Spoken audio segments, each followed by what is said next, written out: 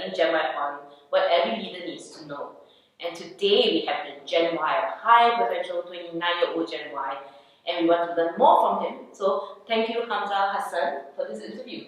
No, I think it's very interesting that you actually entered a certain industry, and now this industry that you're in, the startup industry, and this whole technological field, is very different from what you started with, but you felt clear that you were not fulfilled in the last one. So what motivates you exactly about this startup? Well, firstly, my educational background is actually quite technical. I studied electrical engineering in university, and I decided to use the analytical training from engineering studies in the field of finance. But while working for a big organization, what I really felt was that I was essentially a very small cog in a very large machine.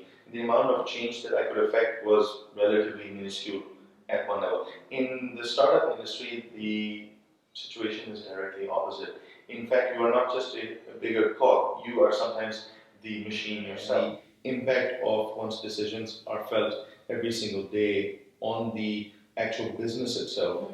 And when one is able to view the results of one's actions in such an impactful way, it becomes extremely motivating to not only work harder, but also work smarter and bring one's A game to the table. Right. So this is very interesting because I understand that a lot of Gen Y would like to see significance and impact, but there's always this little tie-in like, oh, I'm young, and then how about earning enough money and all that. You gave up a finance job for a startup. How do you reconcile that?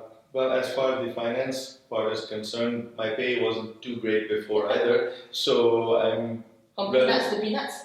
Not necessarily peanuts to peanuts. I make a decent sandwich for myself. In terms of work, it's definitely a lot more interesting and challenging over here.